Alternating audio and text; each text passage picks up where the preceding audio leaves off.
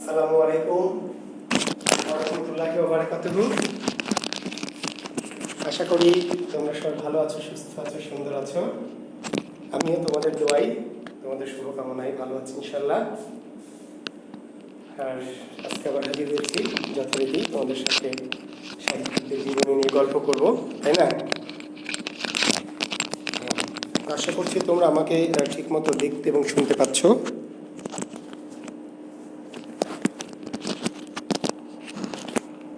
ঠিক আছে, সাউন্ড ঠিক আছে? হ্যাঁ হ্যাঁ, ওকে, তাহলে আমরা শুরু করছি।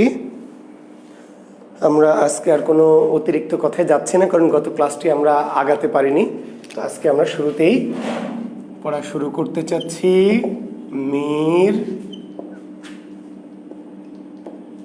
মোশাররফ হোসেন নামের বানানটি লক্ষ্য করবে শিক্ষার্থী বন্ধুরা। তোমরা অনেকে ভুল করো বা ভুল বোঝো বা ভুল দেখো আর কি, অনেকেই লক্ষ্য করো না।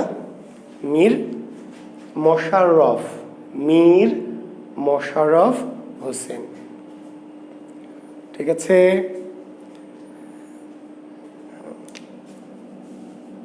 জন্ম কত সালে? 1847 সালের 13 নভেম্বর। 1847 সালের 13 নভেম্বর কুষ্টিয়া জেলার কুমারখালী উপজেলার লাহিনীপাড়া গ্রামে।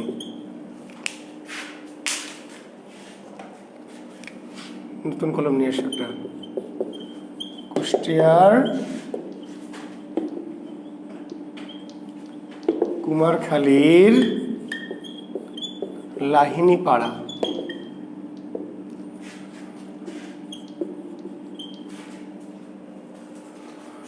ঠিক আছে? হ্যাঁ, সবাই আমাকে নমস্কার দিচ্ছেন, সালাম দিচ্ছেন। হ্যাঁ, সৌরভ সরকার গুরুর জন্য অপেক্ষায় ছিলাম। হ্যাঁ শিষ্য, আমি হাজির হয়ে গেছি যথারীতি। নাসরিন খাতুন, আসসালামু আলাইকুম গুরুজি। ওয়ালাইকুম আসসালাম। হ্যাঁ, আমি আপনাদের টানে, শিষ্যদের টানে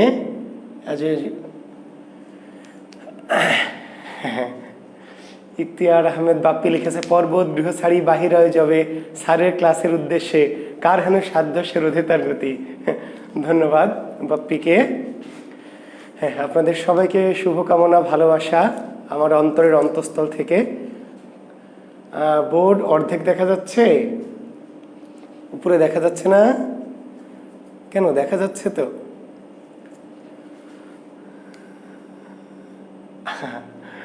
না, এত বিশেষণ লাগিও না মণিশঙ্কর, মানুষ কিন্তু মামলা করে দেবে, ঠিক আছে?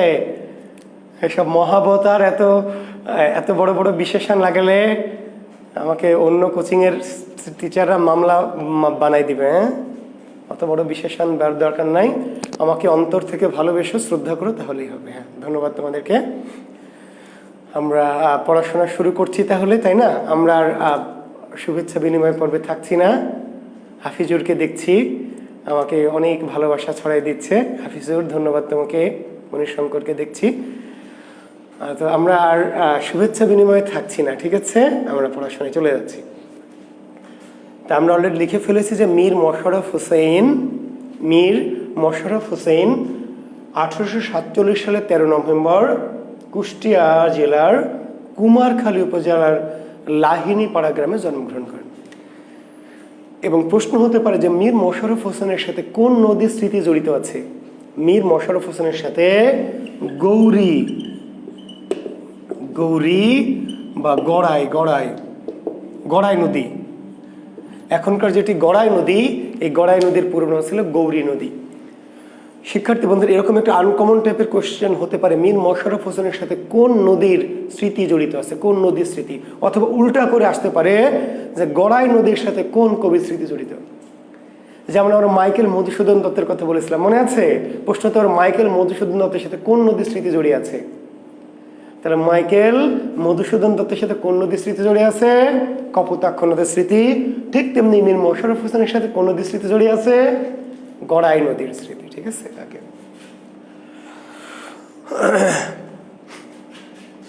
মোশাররফ হোসেন এর শিক্ষাগুরুর নাম মনে আছে? গুরুর নাম কি? সাহিত্যিক গুরুর নাম নিশ্চয়ই আপনাদের মনে আছে। মীর মোশাররফ হোসেনের গুরুর নাম কি? আপনাদের যেমন গুরু, আমি আমাকে গুরু বলছেন, মন থেকে বলেন আর বাইরে থেকে বলেন, তাই না, আমাকে গুরু বলে মানছেন আর কি। ঠিক তেমনি মীর মোশাররফ হোসেন যাকে গুরু বলতেন, সেই মীর মোশাররফের গুরুর নাম ছিল কাঙাল হরিনাথ। কাঙাল হরিনাথ ওরফে হরিনাথ মজুমদার। তাহলে মীর মোশাররফ হোসেনের সাহিত্যিক গুরুকে বা গুরুর নাম কি? মীর মোশাররফ হোসেনের গুরুর নাম ছিল কাঙাল হরিনাথ ওরফে হরিনাথ মজুমদার। মীর মোশাররফ কার আদেশে, কার উপদেশে, কার প্রেরণায়,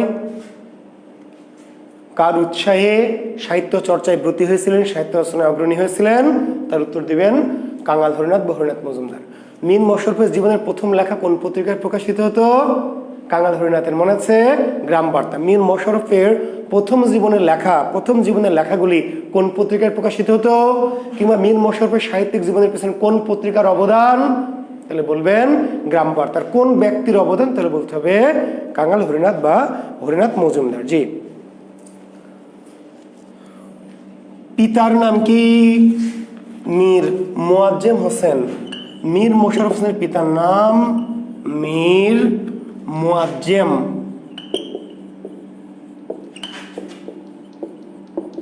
মোশাররফ হোসেনের পিতার নাম মীর মোয়াজ্জেম হোসেন, মাতার নাম দৌলতুন্নেসা।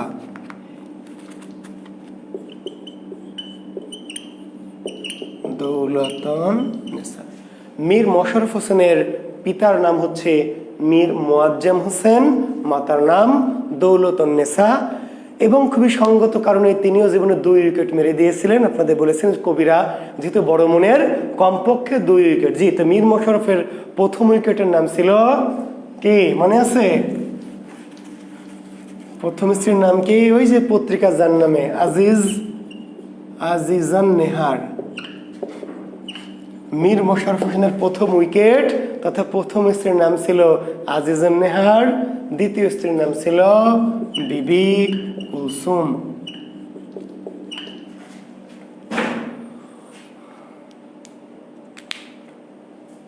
ঠিক আছে না? জি।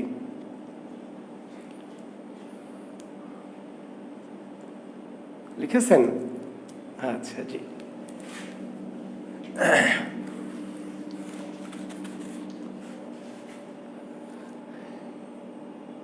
আমরা গতদিন মাইকেল পড়িয়েছিলাম, বলেছিলাম 2 উইকেট, তাই না? জি।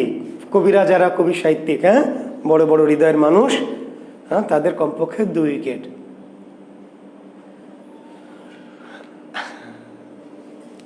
আচ্ছা, মীর মোশাররফের বিশেষত্ব লিখে নেন। বিশেষত্ব।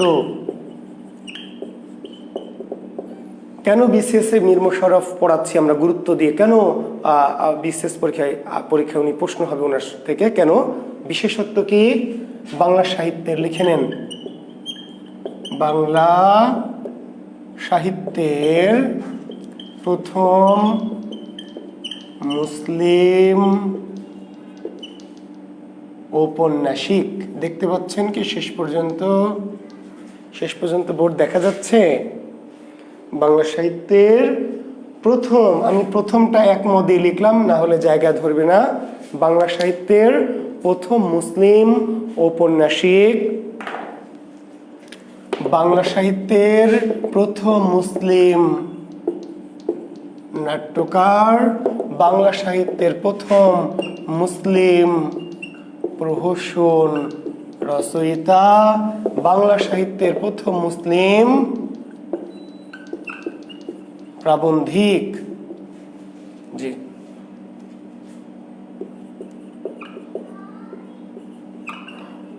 আধুনিক যুগের প্রথম মুসলিম কবি। জি।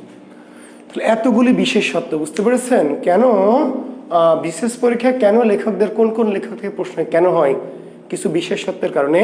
তো মীর মোশাররফ বিসিএস এ গুরুত্বপূর্ণ কেন, জবের পরীক্ষায় গুরুত্বপূর্ণ কেন? দেখেন, মীর মোশাররফ বাংলা সাহিত্যের প্রথম মুসলিম ঔপন্যাসিক, প্রথম মুসলিম নাট্যকার, প্রথম মুসলিম প্রহসন রচয়িতা, প্রথম মুসলিম প্রাবন্ধিক, প্রথম মুসলিম কবি না, আধুনিক যুগের প্রথম মুসলিম কবি। আধুনিক যুগের অর্থাৎ 1800 সালের পরে প্রথম মুসলিম কবি। তাই না? দেখবেন আধুনিক যুগে আমরা শুরু করেছি ঈশ্বরচন্দ্র গুপ্ত, ঈশ্বরচন্দ্র বিদ্যাসাগর, মাইকেল, তাই না, এরকম দিয়ে বঙ্কিম টঙ্কিম। তার মানে আধুনিক যুগের প্রথম মুসলিম কে? কবি। তাহলে এতগুলি বিশেষণে বিশেষত্ব। জি আচ্ছা,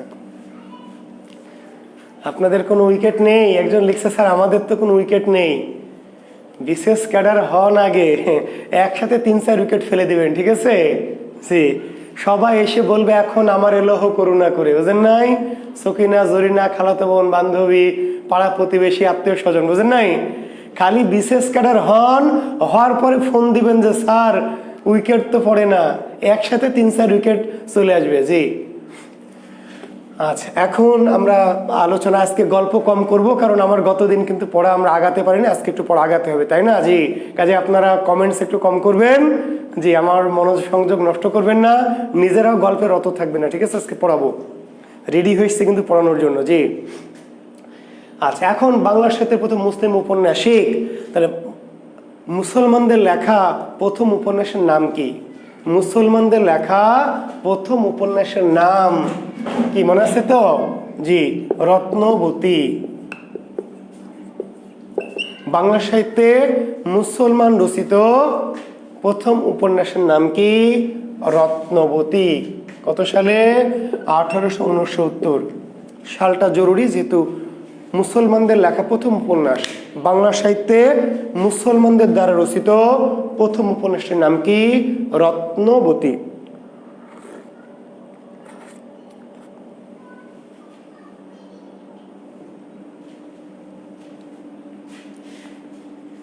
জি, 1869।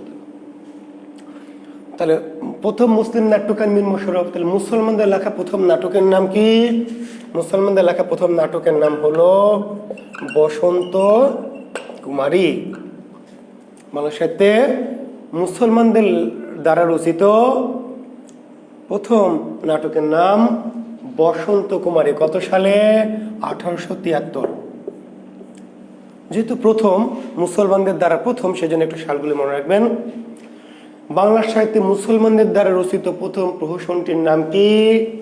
নাম হলো এর উপায় কি। এর উপায় কি? 1876। এর উপায় কি? 1876। আর বাংলা সাহিত্যে মুসলমানদের লেখা প্রথম প্রবন্ধের নাম কি? গো জীবন। গো জীবন।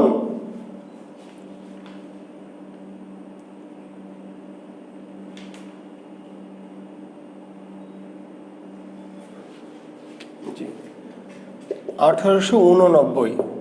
গো জীবন 1889। আধুনিক যুগের প্রথম মুসলিম কবি, প্রথম তার কাব্যের নাম হচ্ছে গোরাই ব্রিজ। গোরাই ব্রিজ বা গৌরী সেতু। গোরাই ব্রিজ বা গৌরী সেতু লিখতে পেরেছেন? গোরাই ব্রিজ বা কি? গৌরী সেতু, 1873। তাহলে এই কয়টি তথ্য অতি গুরুত্বপূর্ণ। জি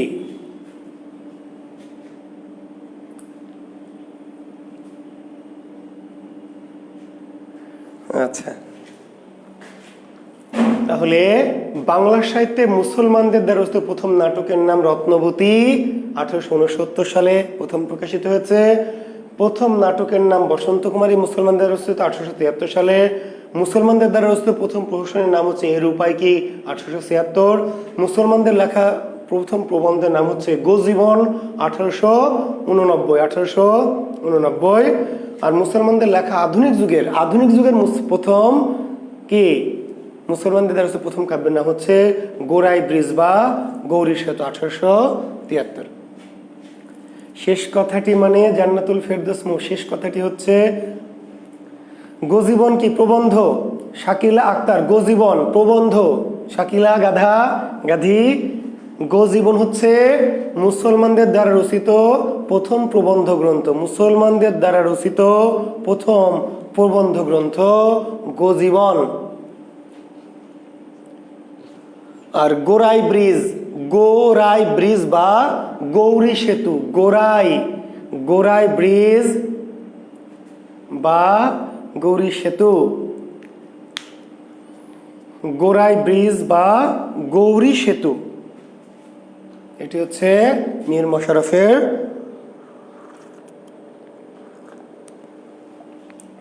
কাব্য। আশা করি আপনারা লিখতে পেরেছেন। এখন আমরা বিস্তারিত আলোচনায় যাব। এখন আমরা কিসে যাব? বিস্তারিত আলোচনায়। জি,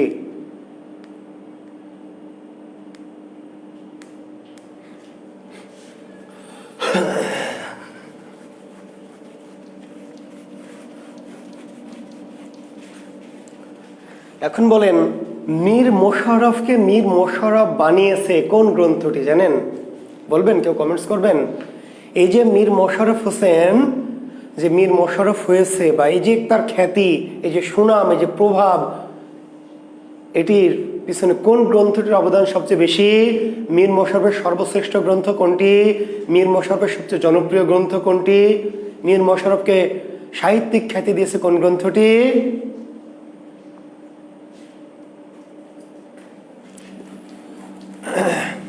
জি, বিষাদ সিন্ধু। কি নাম? বিষাদ সিন্ধু। জি,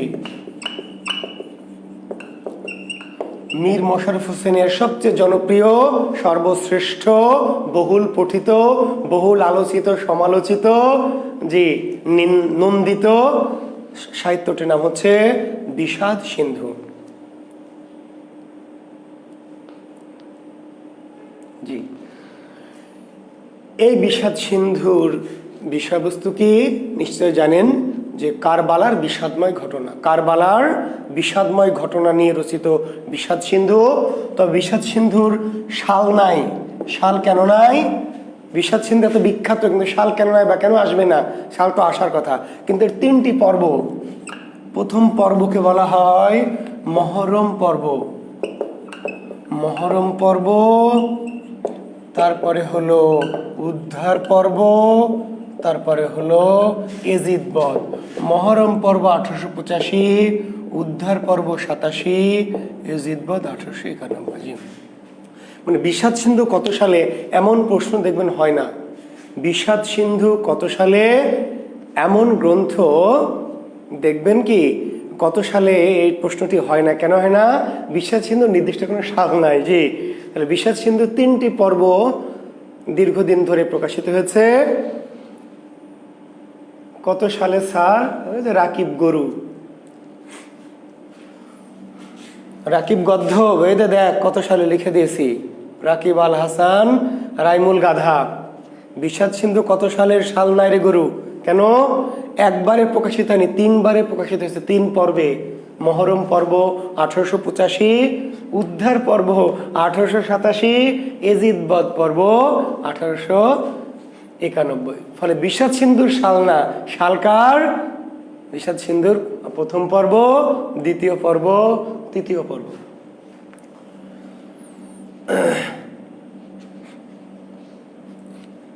তো এখান থেকে একটি প্রশ্ন হয় যে বিষাদ সিন্ধুর কি নায়ক কে? নায়ক বিষাদ সিন্ধুর নায়ক কে? জি, এজিদ। বিষাদ সিন্ধুর নায়ক আসলে এজিদ। বুঝতে পারলেন? কারণ এই যে 3টি পর্ব, এর মধ্যে ইমাম হাসান বা হোসেন এদের অস্তিত্ব আছে শুধু প্রথম পর্বটাতে। তো নায়ক প্রথম পর্বে মরে শেষ, আর কাহিনী আরো 2 পর্বে চলছে, এইটি তো হয় না। হয় কি? জি, তার মানে এই মহরম পর্বেই কিন্তু ইমাম হাসান রাদিয়াল্লাহু তাআলা আনহু এবং ইমাম হোসেন রাদিয়াল্লাহু তাআলা আনহু এদের কাহিনী শেষ, ওদের পর্ব শেষ। তার মানে গোটা বিষাদ সিন্ধু কাব্যের যে নায়ক, যে শেষ পর্যন্ত যাকে ঘিরে আবর্তিত হচ্ছে কাহিনী, সে হচ্ছে এজিদ। বুঝতে পারলেন? যদি এজিদ নেগেটিভ চরিত্র, কিন্তু এজিদ হচ্ছে নায়ক। তো নিশ্চয়ই আমার ইউটিউব চ্যানেলে এই বিষয়ে আমি দীর্ঘ একটা আলোচনা দিয়েছি, আপনারা সম্ভব হলে দেখবেন যে নায়ক কে, কেন এজিদ নায়ক। তো এজিদ নায়ক কারণ শেষ পর্যন্ত এজিদের কাহিনী। আচ্ছা। বিষাদ সিন্ধু ছাড়া মীর মশাররফের আরো যে সমস্ত উপন্যাসগুলি রয়েছে তার একটি নাম হচ্ছে উদাসীন পথিকের মনের কথা। উদাসীন পথিকের মনের কথা, এই উপন্যাসটিকে বলা হয় আত্মজৈবনিক উপন্যাস। লিখে নেন, আত্মজীবনী না কিন্তু, কি আত্মজৈবনিক উপন্যাস। একটু হলো আত্মজীবনী, লেখক যখন নিজের কথা নিজের চরিত্র নিয়েই লেখেন, নিজের কথা সরাসরি যখন লেখা হয় সেটা হচ্ছে আত্মজীবনী। কিন্তু যখন নিজের কথাটি একটু আকার ইঙ্গিতে একটু ইনিয়ে বিনিয়ে লেখা হয়, নিজের জীবন নিজের ঘটনা সরাসরি যখন লেখা হবে, সরাসরি। শাকিল আক্তার মগি মহাকাব্য যখন পড়িয়েছি তখন কি বিষাদ সিন্ধুর নাম বলেছি? মীর মশাররফ কি মহাকাব্য লিখেছে? গাধি, গাধি, শাকিল আক্তার গাধি। বিষাদ সিন্ধু গদ্যে লেখা না পদ্যে লেখা? রে গাধি বল, শাকিল আক্তার গাধি বল, বিষাদ সিন্ধু গদ্যে লেখা না পদ্যে লেখা? গদ্যে কি মহাকাব্য হয়? কাব্য মানে বুঝিস? কাব্য হলে কবিতায় লিখতে হয় রে গাধা, এটা তো গদ্য ভাষায় লেখা, তো গদ্য ভাষা কেমনে মহাকাব্য হবে? হ্যাঁ, তবে এই উপন্যাসটির যে আবেগ, যে ইমোশন, যে বিশালত্ব, এই জন্য কেউ কেউ এটি মহাকাব্যপম উপন্যাস। এটি মহাকাব্য না, উপন্যাস। উপন্যাস কিন্তু কি জাতীয়? কেউ কেউ এটাকে মহাকাব্য ধর্মী। কেন?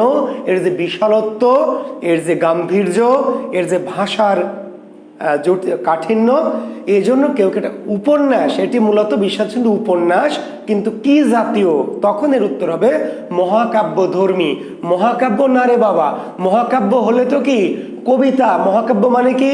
কবিতার ভাষা। তো এটা তো গদ্য লেখা, গদ্যে লিখলে মহাকাব্য হয়? তাহলে এটি গদ্যে লেখা মানে উপন্যাস, কিন্তু উপন্যাসের স্টাইলটা কি অনেকটা গুরুগম্ভীর, ভাবগম্ভীর, আবেগ ঘন, বিশালত্ব অনেক। ফলে এটাকে কেউ উপন্যাস, কিন্তু কি জাতীয় উপন্যাস? মহাকাব্য ধর্মী। ঠিক আছে? আর উদাসীন পথিকের মনের কথা আত্মজীবনী নয়, আত্মজৈবনিক, মানে নিজের জীবনের কিছুটা ছায়া অবলম্বনে, নিজের জীবনের কিছুটা ঘটনা অবলম্বনে, কিন্তু ডাইরেক্ট জীবনী না, আত্মজৈবনিক। আরেকটি আছে কি, গাজী মিয়ার বস্তানি। গাজী মিয়ার বস্তানি, এটিও মীর মশাররফের আত্মজৈবনিক রচনা। কেউ কেউ বললেন আত্মজৈবনিক রচনা, তবে এটি মূলত কি ব্যঙ্গাত্মক।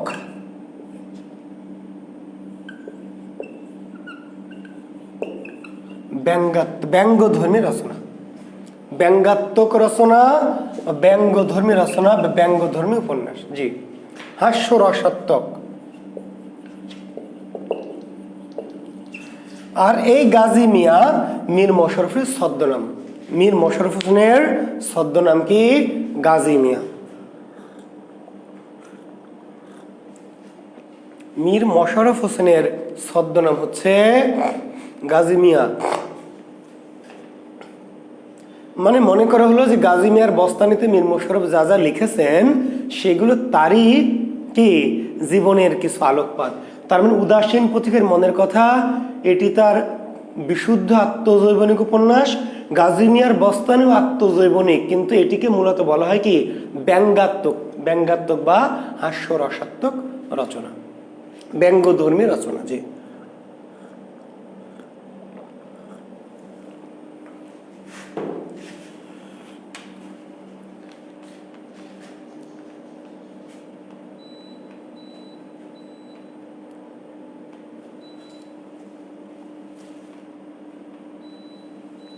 আচ্ছা।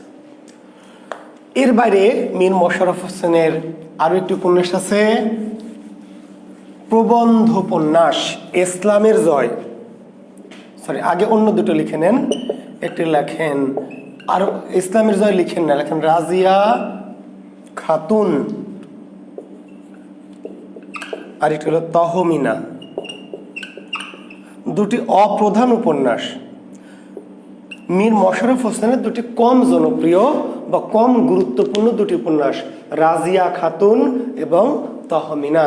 তহমিনা কার লেখা, রাজিয়া খাতুন কার লেখা? কম গুরুত্বপূর্ণ হলেও মনে রাখতে হয়। কেন মনে রাখতে হয় জানেন? সাল মাল না হোক, কিন্তু নামগুলি বড় বড় লেখকের প্রত্যেকটা গ্রন্থের নাম, অবশ্যই নাম মনে রাখতে হবে। কেন? প্রশ্ন হবে কোনটি মীর মশাররফ হোসেন রচিত নয়, কোনটি মীর মশাররফ হোসেন জি রচিত নয়। তো তখন যদি এই অপ্রধান গ্রন্থগুলির নাম না জানেন, তাহলে এগুলো কিন্তু উত্তরের সাথে আপনাকে কনফিউজ করবে, তাই না? কাজে যারা বিখ্যাত লেখক বলছি, বড় বড় লেখক, তাদের অগামগা জগা সকল গ্রন্থের নামই আপনাকে মনে রাখতে হবে। কারণ এই বড় লেখক থেকে প্রশ্ন হবে কোনটি মীর মশাররফের লেখা, কোনটি লেখা নয়, কোনটি রবীন্দ্রনাথের রচনা, কোনটি নয়, কোনটি নজরুলের রচিত, কোনটি রচিত নয়। তো রচিত নয় এই প্রশ্নের উত্তর দিতে হলে অবশ্যই আপনাকে কোনগুলি রচিত, প্রত্যেকটি রচিত নাম কিন্তু মনে রাখতে হবে। জি, কাজে রাজিয়া এবং তাহমিনা মীর মশাররফ হোসেনের দুটি উপন্যাস, এগুলো কম গুরুত্বপূর্ণ উপন্যাস, কিন্তু নামটা মনে রাখবেন। আর মীর মশাররফ হোসেনের একটি কি উপন্যাস, আরও একটি উপন্যাস আছে যার নাম হচ্ছে প্রবন্ধ উপন্যাস। জি, কি উপন্যাস? প্রবন্ধ উপন্যাস। প্রবন্ধ উপন্যাস। কি নাম তার? ইসলামের জয়। ইসলামের না, কিন্তু কি ইসলামের জয়। প্রবন্ধ উপন্যাস মানে প্রবন্ধের আকারে রচিত উপন্যাস। ইসলামের জয় কার লেখা? মীর মশাররফ। কি জাতীয় রচনা? উপন্যাস। কি জাতীয় উপন্যাস? কি জাতীয় উপন্যাস? তার উত্তর দিতে হবে প্রবন্ধ উপন্যাস। বাংলা সাহিত্যে প্রবন্ধ উপন্যাস কোনটি? প্রবন্ধ উপন্যাস মানে কি? প্রবন্ধের মতো করে লেখা, প্রবন্ধের মতো বা প্রবন্ধের স্টাইলে লেখা উপন্যাসকে বলা হয় প্রবন্ধ উপন্যাস।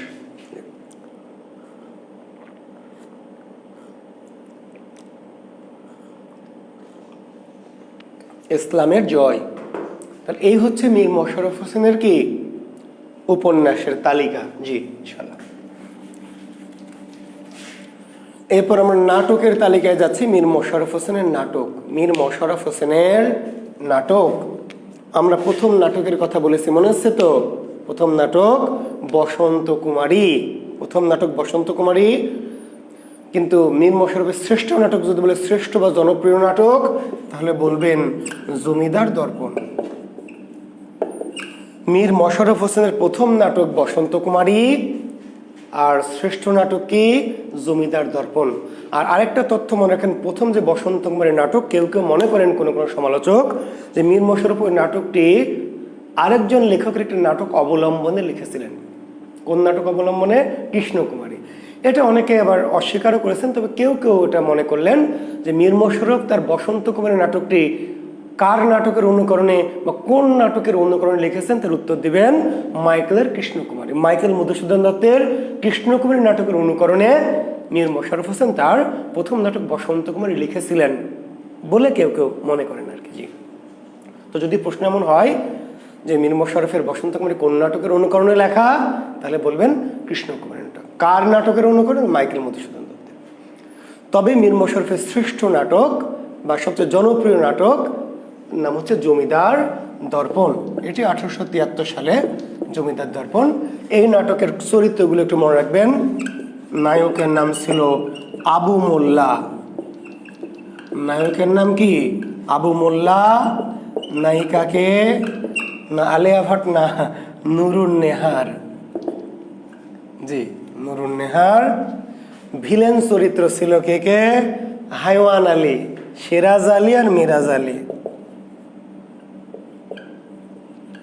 সিরাজ আলী আর মিরাজ আলী।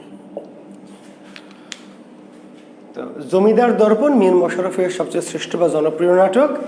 এই নাটকের নায়ক আবু মোল্লা, নায়িকা নুরুন নেহার, আর ভিলেন চরিত্র সিরাজ আলী, মিরাজ আলী। বিষয়বস্তু কি? জমিদারদের নির্যাতন, সাধারণ কৃষকদের উপর কি জমিদারদের অত্যাচার বা নির্যাতন। জমিদার দর্পণ নাটকটি কোন নাটকের অনুকরণে লেখা? কোন নাটকের অনুকরণে? তাহলে দীনবন্ধু মিত্রের নীল দর্পণ। মনে থাকবে? মীর মোশাররফের প্রথম নাটক বসন্ত কুমারী মাইকেলের কৃষ্ণকুমারীর অনুকরণে লেখা, আর জমিদার দর্পণ নাটকটি কার অনুকরণে লেখা? দীনবন্ধু মিত্রের নীল দর্পণ। জমিদার দর্পণ কোন নাটকের অনুকরণে? দীনবন্ধু মিত্রের নীল দর্পণ নাটকের অনুকরণে। জি, নীল দর্পণে হচ্ছে নীল চাষীদের অত্যাচার, নীলকরদের অত্যাচার, নীলকরদের। আর জমিদার দর্পণে কি? জমিদারদের অত্যাচার।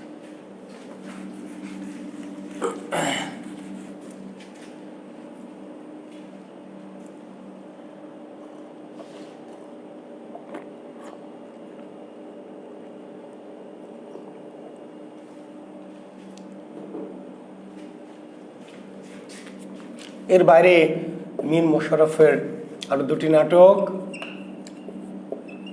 বেহুলা গীতাভিনয়, আর একটা হলো টালা অভিনয়।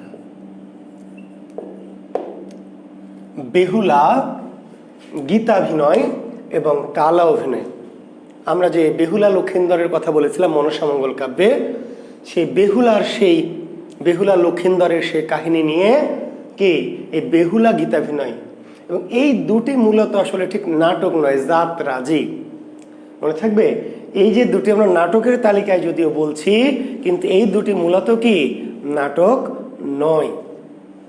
এই দুটি আমরা নাটক বলছি, কিন্তু এই দুটি মূলত যাত্রাপালা। জি, বেহুলা গীতাভিনয় এবং টালা অভিনয়।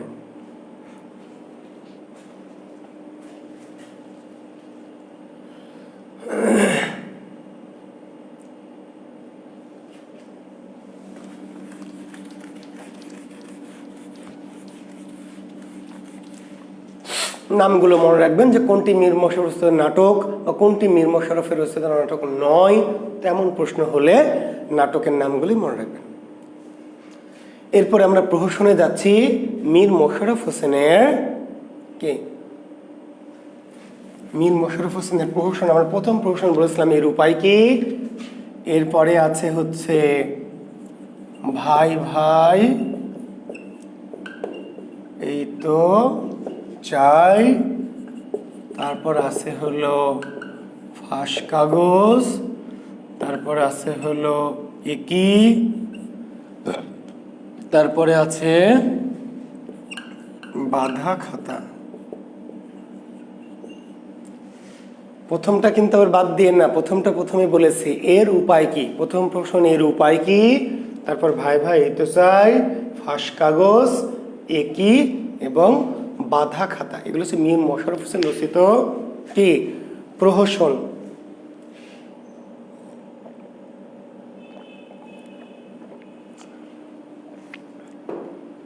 মীর মোশাররফ হোসেন রচিত প্রহসন।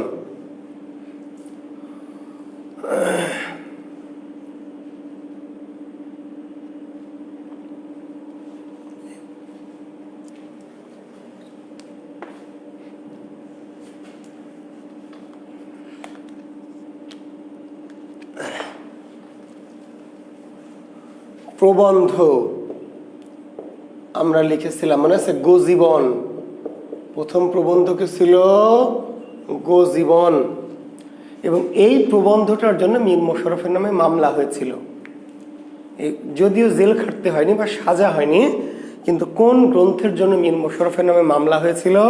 এই গোজীবন, এই প্রবন্ধ রচনার জন্য মীর মোশাররফ হোসেনের নামে মামলা হয়েছিল। জি, কারণ এই প্রবন্ধটাতে তিনি ওই যে নীলকরদের যে অত্যাচার, তারপর ইংরেজদের যে নির্যাতন, তারপর সামাজিক নানা অন্যায় অবিচার কুপ্রথা, এই সমস্ত জিনিসগুলো তুলে ধরেছিলেন। ঠিক আছে? মীর মোশাররফ হোসেন তার গোজীবন এই প্রবন্ধটাতে কি করেছিলেন? তৎকালীন ইংরেজদের নানা অত্যাচার, নির্যাতন, নিগ্রহ, ঠিক আছে, নীলকরদের নিষ্ঠুরতা, অন্যান্য আরো সমস্ত, তাই না, ইংরেজরা যে কিভাবে নির্যাতন করছে সে সমস্ত বিষয়গুলি কি করেছিলেন? তুলে ধরেছিলেন। ফলে এটা নিয়ে ইংরেজরা তার বিরুদ্ধে মামলা করেছিল। যদিও সেই মামলায় তেমন কোনো তার বিরুদ্ধে রায় হয়নি, কিন্তু মামলা করেছিলেন আর কি। জি, আচ্ছা। টালা অভিনয় প্রহসন লেখা মণিশঙ্কর, যে আপনার কোন বই আমি জানি। মণিশঙ্কর নয়ন, আমাদের বইতে টালা অভিনয় প্রহসন লেখা। জি আপনার কি বই, নামটা আমি বলছি না, যে খুব বিখ্যাত একটি বই বাজারের, জি টালা অভিনয় প্রহসন লেখা আছে, জি আমি জানি। আচ্ছা, এই গোজীবন ছাড়াও মীর মোশাররফ হোসেনের আরও দু একটি প্রবন্ধ ছিল। তার গুলোর মধ্যে হচ্ছে মুসলমানের বাংলা শিক্ষা, মুসলমানের বাংলা শিক্ষা, মুসলমানের বাংলা শিক্ষা। তারপরে হলো মৌলুদ শরীফ, তারপরে ছিল ঈদের খুতবা। মুসলমানের বাংলা শিক্ষা, মৌলুদ শরীফ, ঈদের খুতবা, উপদেশ, এগুলি মীর মোশাররফ হোসেনের আরো কিছু প্রবন্ধ গ্রন্থ। প্রথম বা শ্রেষ্ঠ প্রবন্ধ হচ্ছে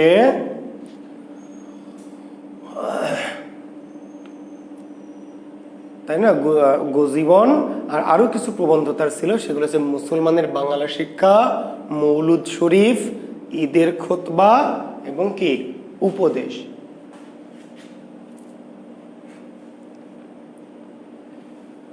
একটি গানের বই ছিল সঙ্গীত লহরী, মীর মোশাররফ হোসেন রচিত গানের বই। মীর মোশাররফ হোসেন রচিত কি গানের বই, সেই গানের বইয়ের নাম হচ্ছে সঙ্গীত লহরী। মীর মোশাররফ হোসেন রচিত সঙ্গীত গ্রন্থ তথা গানের বইটির নাম কি সঙ্গীত লহরী। জি মাথায় রাখবেন।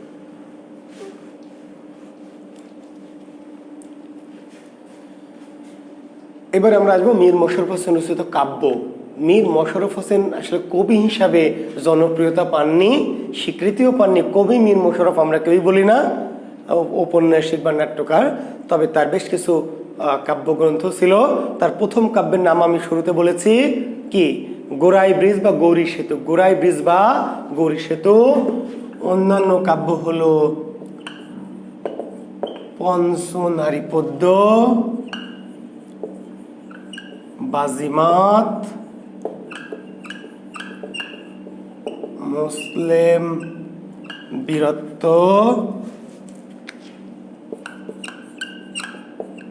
বিবি খুদেজার বিবাহ, বিবি খুদেজার বিবাহ, হযরত ওমরের ধর্মজীবন লাভ, হযরত আমির হামজার ধর্মজীবন লাভ,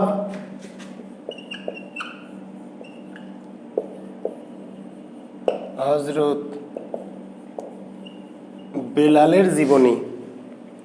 একটু কষ্ট করে লিখে নিতে পারেন, বা যদি আপনাদের বই পুস্তকে থাকে, তাহলে মণিশঙ্করের মতো যদি 3-4টা বই নিয়ে বসেন পড়তে, তাহলে তার লেখা লাগবে না, খালি মিলিয়ে নিন আর কি, আর ভুলভাল তথ্যগুলো একটু বাদ দেন। জি তাহলে প্রথম কাব্য আমরা বলেছি গোরাই ব্রিজ বা গৌরী সেতু, পঞ্চনারী পদ্য, বাজিমাত, মুসলিম বীরত্ব, বিবি খুদেজার বিবাহ, হযরত ওমরের ধর্মজীবন লাভ, হযরত আমির হামজার ধর্মজীবন লাভ, হযরত বেলালের জীবনী।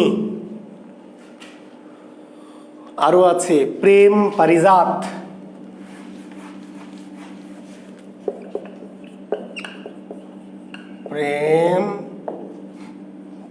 প্রেম পারিজাত, জি।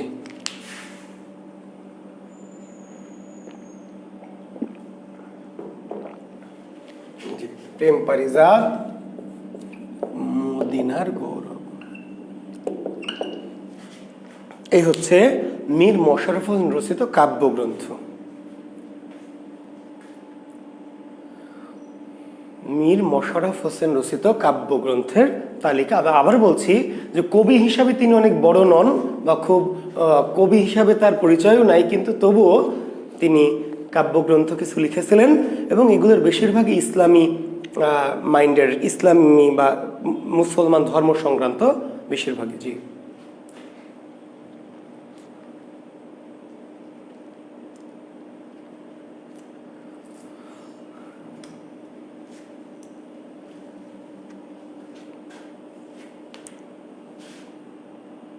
জি তাহলে আশা করছি আপনারা মীর মোশাররফ হোসেন সম্পর্কে জানতে পারলেন। তো মীর মোশাররফ হোসেনের মৃত্যু নিয়ে একটু বিভ্রান্তি আছে। 1911 সালের 19 ডিসেম্বর কোনো বইয়ে দেওয়া আছে, কোনো বইয়ে দেওয়া আছে 1912 সালের। তবে এই তারিখটাই একটু বেশি যুক্তিকার, কি এটাই নেবেন। কোনো কোনো বই 1912 সালে 19 ডিসেম্বর আছে, তবে আপনার 1911 সালে 19 ডিসেম্বর এই মতটি গ্রহণ করবেন। জি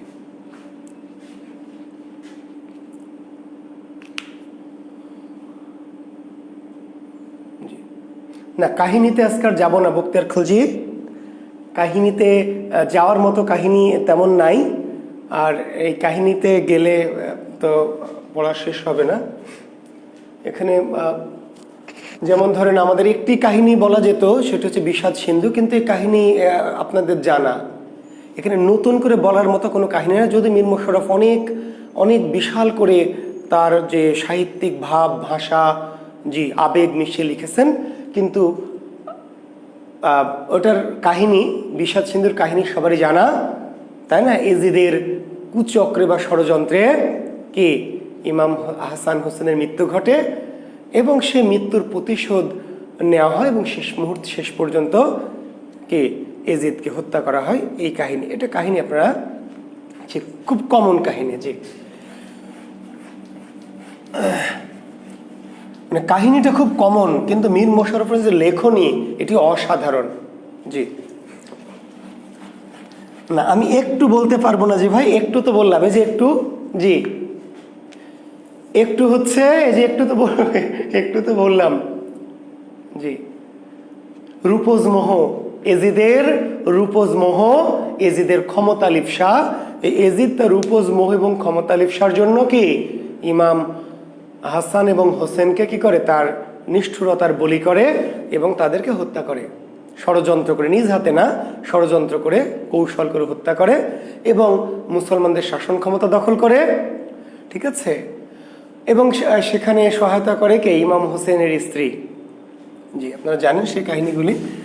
তো এবং এক সময়, এবং আমি বলেছি যে তিনটি যে পর্ব, তার প্রথম পর্বেই কিন্তু ইমাম হাসান হোসেনের প্রথম পর্বেই কি তারা শহীদ হন, এবং পরবর্তী দুটি পর্বে এজিদের ক্ষমতা লিপ্সা, ক্ষমতা বিলাস, এবং সে পরবর্তীতে কি এজিদের ক্ষমতার দম্ভকে কি করা হয়, মানে তার বিরুদ্ধে ইমাম হোসেনের অনুসারী, এই অনুসারীরা তাদের কি করে, ইমাম হোসেনের এই মৃত্যুর প্রতিশোধ নেয় এবং শেষ পর্বে গিয়ে এজিদকে হত্যা করে। তো কাহিনী বলা শুরু করলে আমার 2-3টা ক্লাস লাগবে। জি আমি জানি যে আমার মুখে গল্প শুনতে ভালো লাগে, তাহলে আলাদা করে গল্প কোর্স। জি ভাই, জি সালমান, আমি জানি যে আমার মুখে গল্প শুনতে ভালো লাগে, কিন্তু আমি যদি গল্প শুরু করি এই বিষাদ সিন্ধুর গল্প, তাহলে আমার 2-3 রাত লেগে যাবে। যে মানে 1-2 মিনিটে 5 মিনিট হবে না। কাহিনী শুরু করলে এই কাহিনীর ভিতরে এমনভাবে ঢুকে যাব যে আমার অন্তত পুরো রাত পার হয়ে যাবে।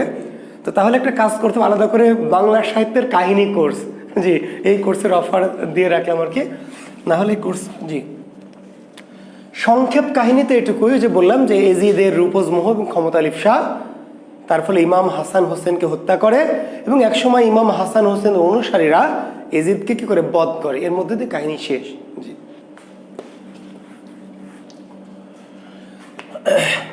আচ্ছা, আমরা চলে যাব এখন বঙ্কিম লেখেন, বঙ্কিম চন্দ্র চট্টোপাধ্যায়।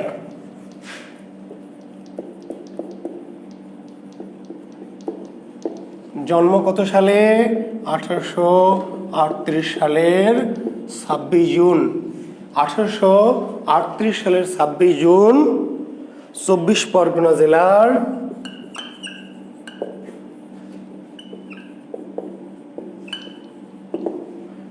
নৈহাটি থানার কাঁঠালপাড়া গ্রাম। জি, তাহলে বঙ্কিমচন্দ্র চট্টোপাধ্যায়, বঙ্কিমচন্দ্র চট্টোপাধ্যায় কি করলেন? 1838 সালের 26 জুন, 1838 সালের 26 জুন 24 পরগনা জেলার নৈহাটি থানার কাঁঠালপাড়া গ্রামে জন্মগ্রহণ করেন। কাঁঠালপাড়া গ্রামে জন্মগ্রহণ করেন। পিতার নাম যাদব চন্দ্র চট্টোপাধ্যায়। পিতার নাম কি? যাদব চন্দ্র চট্টোপাধ্যায়। মাতার নাম সুনীতি দেবী। জি, পিতার নাম যাদব চন্দ্র চট্টোপাধ্যায় এবং মাতার নাম সুনীতি দেবী।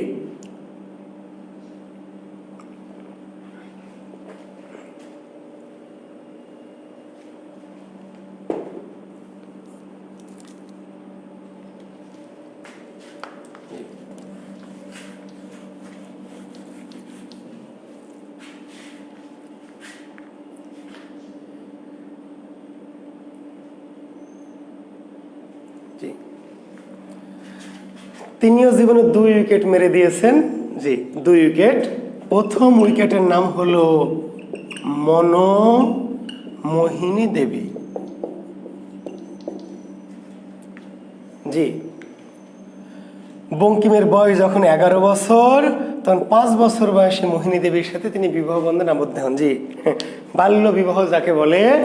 বঙ্কিমচন্দ্রের বয়স যখন 11 বছর বয়সে বঙ্কিম বিয়ে করেছিলেন 5 বছর বয়সী বালিকা। 5 বছর বয়সে, ভাবছেন, 5 বছর বয়সে বধূ সেজে বঙ্কিমের বধূ হয়েছে মনমোহিনী দেবী। জি, দ্বিতীয় স্ত্রীর নাম রাজলক্ষ্মী দেবী।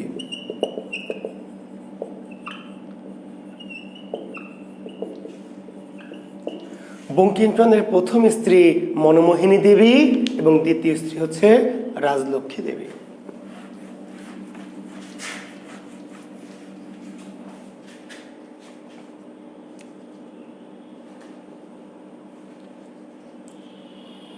বঙ্কিমচন্দ্রের বিশেষত্ব কি? বিশেষত্ব লিখে নেন। বিশেষত্ব, জি, বিশেষত্ব হলো যে সাহিত্য সম্রাট, উপন্যাসের জনক। সাহিত্য সম্রাট, উপন্যাসের জনক।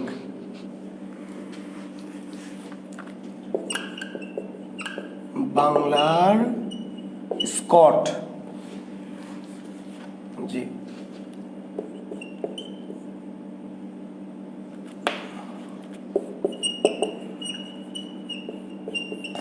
রোমান্টিক বা রোমান্স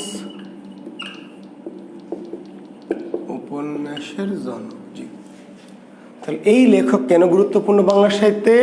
তাহলে এই লেখক এই জন্য গুরুত্বপূর্ণ যে তিনি হচ্ছেন বাংলার সাহিত্য সম্রাট, তিনি হচ্ছেন উপন্যাসের জনক, তিনি হচ্ছেন বাংলার স্কট, তিনি হচ্ছেন রোমান্টিক বা রোমান্সধর্মী উপন্যাসের জনক। রোমান্টিক বা রোমান্সধর্মী উপন্যাসের জনক।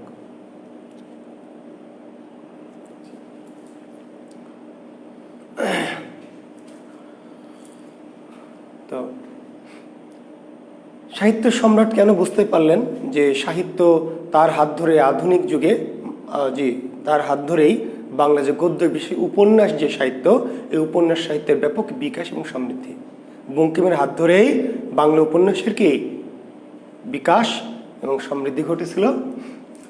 তিনি সাহিত্য সম্রাট, উপন্যাসের জনক। তাহলে বাংলা সাহিত্যের প্রথম প্রকৃত বা সার্থক উপন্যাস দুর্গেশ নন্দিনী। জি, বাংলা সাহিত্যের প্রথম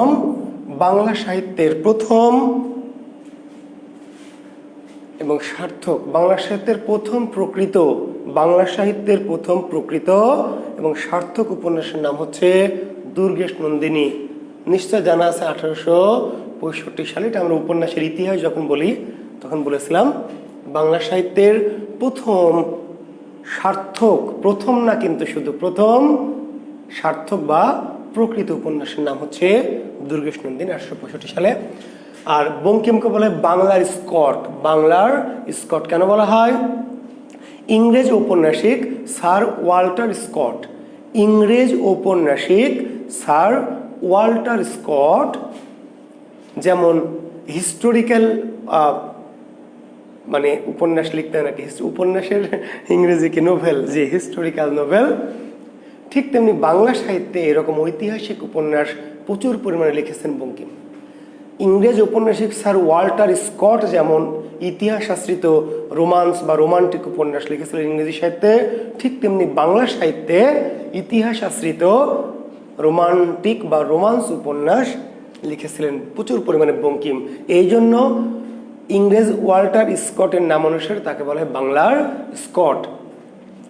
আর বঙ্কিম বাংলা রোমান্টিক বা রোমান্স উপন্যাসেরও জনক। বাংলা সাহিত্যের প্রথম রোমান্টিক বা রোমান্স উপন্যাসের নাম কি? কপালকুণ্ডলা। বাংলা সাহিত্যের প্রথম রোমান্টিক কিংবা রোমান্স ধর্মী উপন্যাসের নাম কি? উপন্যাসের নাম হচ্ছে কপালকুণ্ডলা। কত সালে? 1866 সালে। জি, 1866।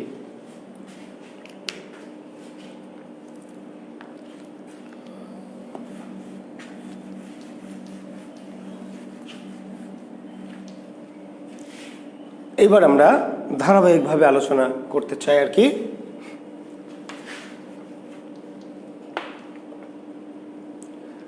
এবং একটি তথ্য একটু মাঝখানে বলে রাখি যে বঙ্কিমচন্দ্র হচ্ছে প্রথম বাঙালি যিনি বিএ পাশ করেছেন।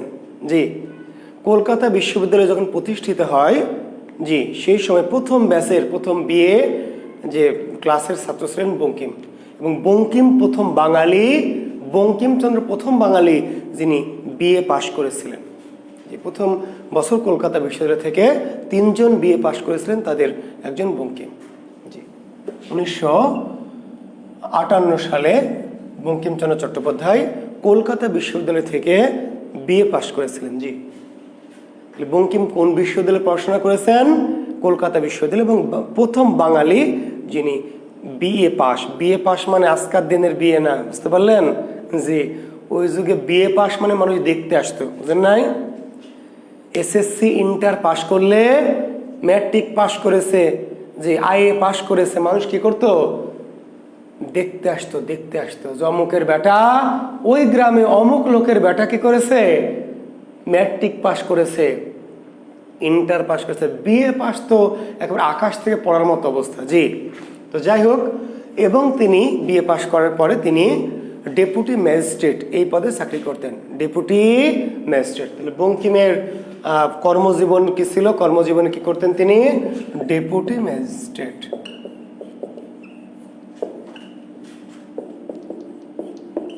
Deputy magistrate. এবং আপনাদের বলে রাখি যে বঙ্কিমের সে অনেক কম যোগ্যতার মানুষ ম্যাজিস্ট্রেট হয়েছিল, কিন্তু বঙ্কিম ডেপুটি ম্যাজিস্ট্রেট ছিলেন। কারণ মনে রাখবেন যে ওই সময় ইংরেজরা কে বাঙালি কাউকে সরাসরি ম্যাজিস্ট্রেট করতেন না। ম্যাজিস্ট্রেট মানে তো প্রশাসনের অংশ, বুঝতে পারলেন? জি, তাহলে বঙ্কিমচন্দ্র চট্টোপাধ্যায় কি করলেন? তিনি ডেপুটি ম্যাজিস্ট্রেট হিসাবে যোগদান করেছিলেন এবং ডেপুটি ম্যাজিস্ট্রেটে ছিলেন, তিনি আর পদোন্নতি পাননি। আচ্ছা, 1958 না, সরি 1858, দুঃখিত শিক্ষার্থী বন্ধুরা, 1900 না, 1900-তে তো তিনি বেঁচেই ছিলেন না। 1958-তে তো বঙ্কিম বেঁচেই ছিলেন না ভাই।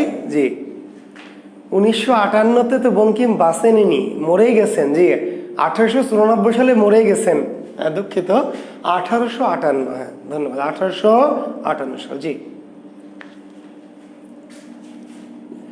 বয়স হয়ে গেছে, বোঝেন না, মাঝে মাঝে একটু ভুল হয়ে যায়, যে একটু মাঝে মাঝে ধরাই দিবেন। জি, বঙ্কিমচন্দ্র কিন্তু মাইকেল মধুসূদন দত্তের মতোই শুরু করেছিলেন ইংরেজি উপন্যাস দিয়ে। বঙ্কিমচন্দ্র পূর্বসূরি মাইকেল মধুসূদন দত্তের মতোই তার লেখক জীবন শুরু করেছিলেন কি দিয়ে? ইংরেজি উপন্যাস দিয়ে। বঙ্কিমচন্দ্রের প্রথম উপন্যাসের নাম কি? রাজমোহনস ওয়াইফ।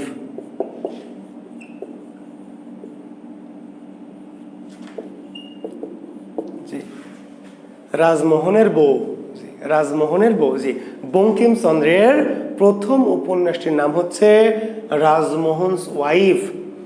তবে এটি গ্রন্থাকারে মানে পুস্তক আকারে প্রকাশিত হয়নি। এটি 1864 সালে তৎকালীন ইংরেজদের প্রকাশিত একটি পত্রিকা ইন্ডিয়ান ফিল্ড,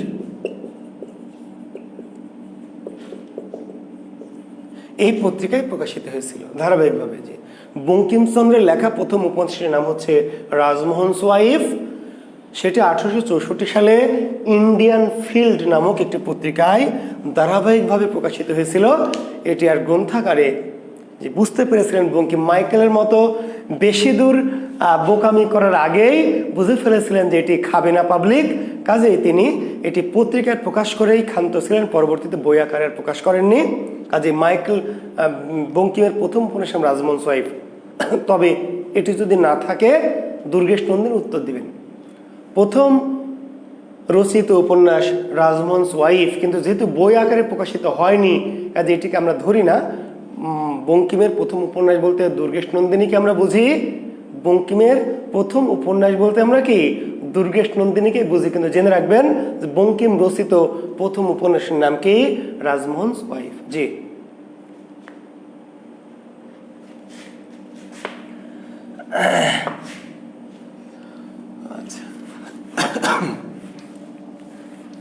আর বঙ্কিম রচিত প্রথম বাংলা উপন্যাস কি দুর্গেশ নন্দিনী। দুর্গেশ নন্দিনী। জি, ইতিহাস আশ্রিত উপন্যাস, পুরোপুরি ইতিহাস না, পুরোপুরি ইতিহাস না, তবে ইতিহাস আশ্রিত। জি, বঙ্কিমের শ্রেষ্ঠ ইতিহাস ঐতিহাসিক উপন্যাস হচ্ছে রাজসিংহ। বঙ্কিমের বেশিরভাগ উপন্যাসের সাথে ইতিহাস মিশ্রিত আছে। বঙ্কিমচন্দ্রের বেশিরভাগ উপন্যাসের সাথে ইতিহাস মিশ্রিত হয়ে আছে, তবে শ্রেষ্ঠ ঐতিহাসিক উপন্যাস কি রাজসিংহ। দুর্গেশ নন্দিনী ঐতিহাসিক উপন্যাস, তবে পুরোপুরি ঐতিহাসিক না, ইতিহাস আশ্রিত। দুর্গেশ নন্দিনী ইতিহাস আশ্রিত উপন্যাস, ইতিহাস আশ্রিত। জি, আর তার শ্রেষ্ঠ ঐতিহাসিক উপন্যাস হচ্ছে রাজসিংহ, পুরোপুরি ঐতিহাসিক উপন্যাস।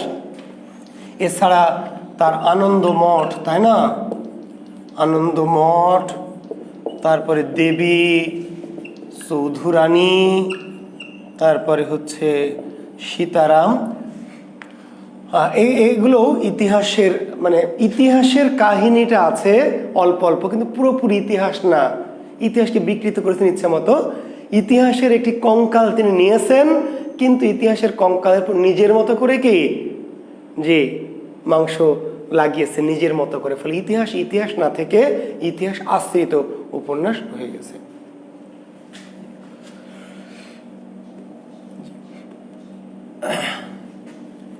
তবে বঙ্কিমের যে কয়েকটি উপন্যাস আপনাদের জন্য পড়তে হবে, আপনাদের জন্য যে কয়েকটি উপন্যাস বঙ্কিমের পড়তে হবে আপনাদের, যে পরীক্ষার জন্য, পরীক্ষায় বিভিন্ন উক্তি, চরিত্র ইত্যাদি ইত্যাদি লাগবে, তার একটি হচ্ছে কপাল কুণ্ডলা। কপাল কুণ্ডলা, জি, একটি হলো বিষবৃক্ষ, একটা হচ্ছে কৃষ্ণকান্তের উইল।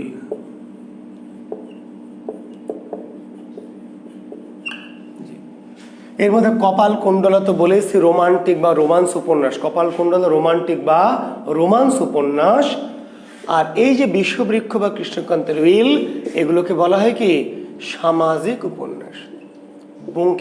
বঙ্কিম মূলত ইতিহাস আশ্রিত উপন্যাসের রচয়িতা, কিন্তু বঙ্কিমের সামাজিক উপন্যাস দুটি, বিষবৃক্ষ এবং কৃষ্ণকান্তের উইল সামাজিক উপন্যাস। বিষবৃক্ষ এবং কৃষ্ণকান্তের উইল কি জাতীয় উপন্যাস?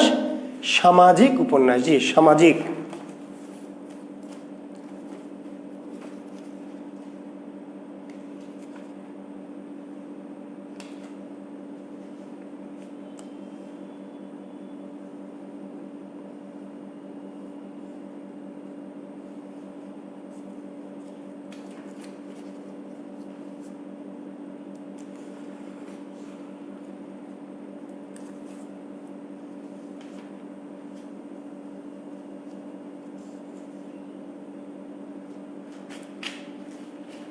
লিখেছেন? জি।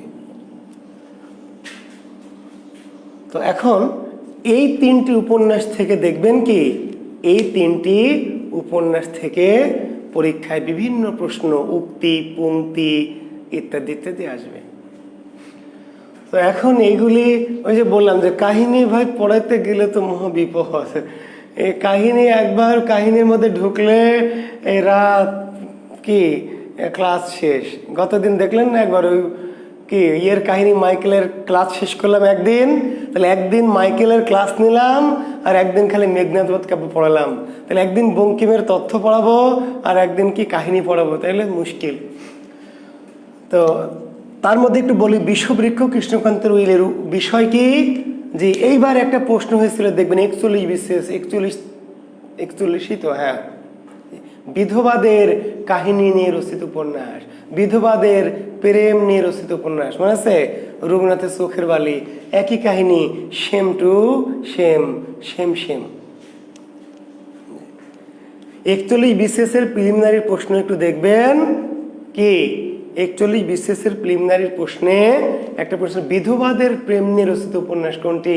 উত্তর দিয়েছিলাম আমরা চোখের বালি, বিধবাদের প্রেম নিয়ে। ঠিক একই রকম কাহিনী বিষবৃক্ষ এবং কৃষ্ণকান্তের উইল।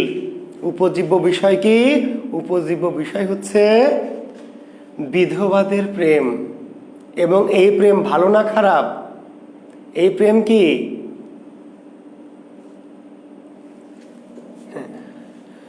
জি, বঙ্কিমকে বলা হয় নীতিবাদী লেখক। বঙ্কিমকে কি বলা হয়? নীতিবাদী। যে বিষয়বস্তুই বলছি, বিন বক্তার খেল, যে বিষয়বস্তু বলছি, কাহিনী না, আমি বিষয়বস্তুটাই তো বলছি ভাই। কাহিনী বলতে গেলে তো অল্পতে হবে না, এই জন্য শুধু বিষয়বস্তুটা বলছি। জি, তাহলে বিষয়বস্তুটা হলো বিধবাদের প্রেম। কিন্তু প্রেম হচ্ছে কি, এই মানে পরকীয়া প্রেম। এই পরকীয়া প্রেম তো অবৈধ, অনৈতিক, পাপ, ফলে পাপ করলে তার শাস্তি। বঙ্কিমকে বলা হয় নীতিবাদী লেখক, মনে রাখবেন। বঙ্কিমকে বলা হয় বাংলা সাহিত্যের নীতিবাদী লেখক। নীতিবাদী, নীতিবাদী কেন? বঙ্কিম যে প্রেম দেখালেন পরকীয়া, বিষবৃক্ষ কৃষ্ণকান্তের উইলে যে পরকীয়া প্রেম দেখেছেন, ত্রিভুজ প্রেম দেখবেন, তো এই প্রেম কি ভালো না খারাপ? বঙ্কিম দেখালেন যে প্রেম খারাপ, প্রেম অন্যায়, প্রেম পাপ। তো পাপ করলে তার শাস্তি পেতে হবে। শাস্তি বিষবৃক্ষে দেখবেন বিষ খেয়ে মরল, আর কৃষ্ণকান্তের উইলে কি গুলি খেয়ে। বঙ্কিম পরিণতি, শাস্তি দিয়েছেন, কাহিনীর পরিণতিতে কি করেছেন? শাস্তি। একটি চরিত্র ভ্রমর, রোহিণী, গোবিন্দলাল। জি, একটু লিখে নেবেন চরিত্র কি কি? ভ্রমর, রোহিণী, গোবিন্দলাল কৃষ্ণকান্তের উইলে।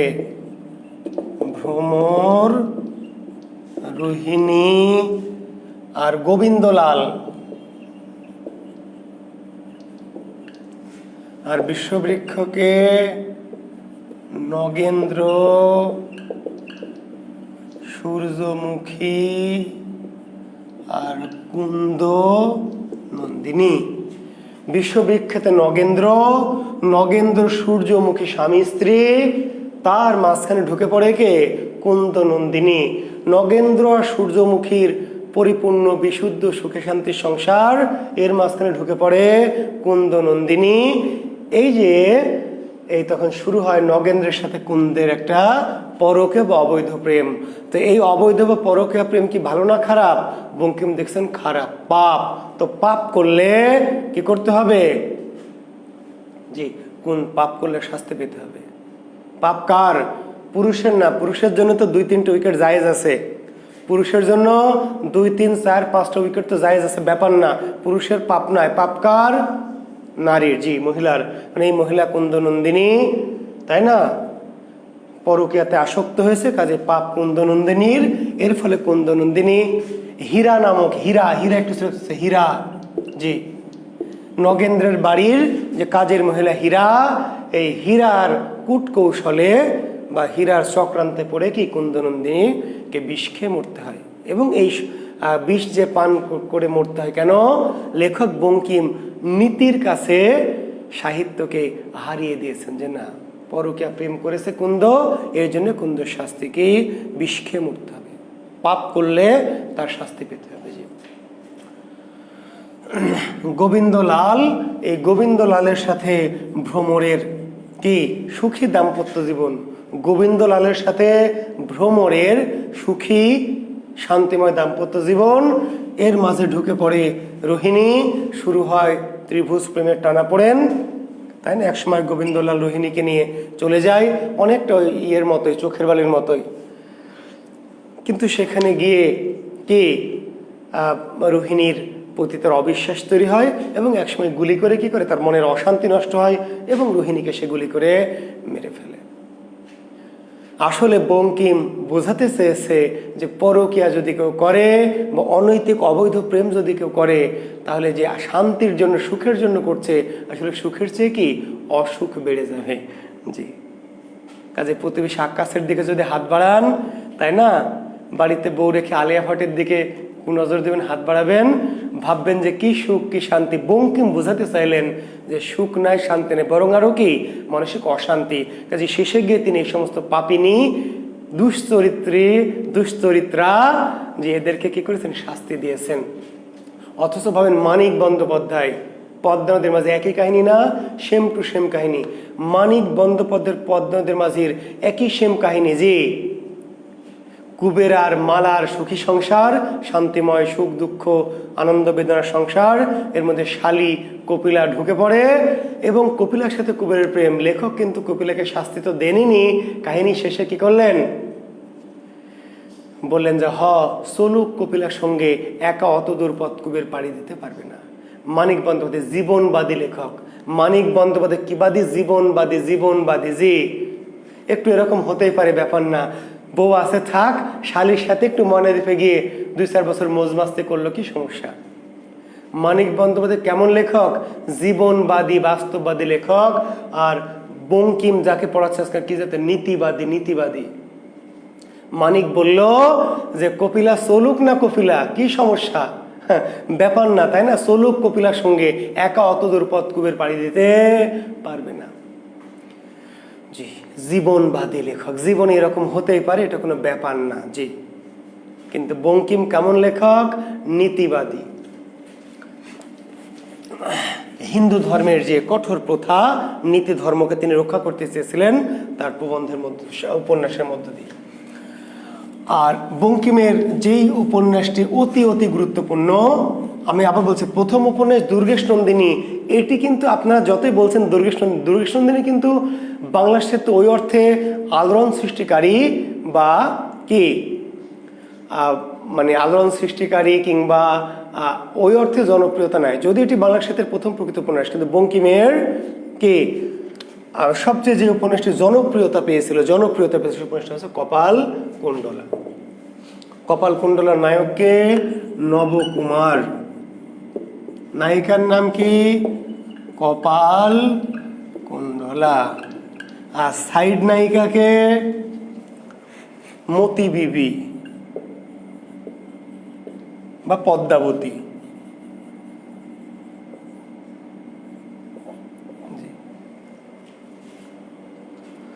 বুঝতে পারলেন? জি, পদ্মাবতী। নবকুমার, জি নবকুমার। আর আপনারা জানেন যে পদ্মাবতী, এই নবকুমার আর পদ্মাবতীর কি বিয়ে হয়, বিয়ে বাগদান এবং প্রাথমিক বিয়ে সম্পন্ন হয়। পরবর্তীতে পদ্মাবতী হিন্দু থেকে পদ্মাবতীর বাবা মুসলমান হয়ে যায়। পদ্মাবতীর বাবা কি মুসলমান হয়ে যায়, মোগল ঠিক না, বখতিয়ার খিলজি এই সময় আমলে আর কি।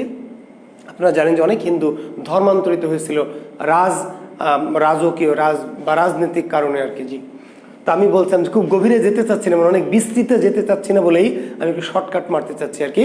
তো কাজেই এরপর যখন মুসলমান হয়ে যায় পদ্মাবতীর বাবা, সঙ্গতভাবে পরিবারটি মুসলমান হয়ে যায়।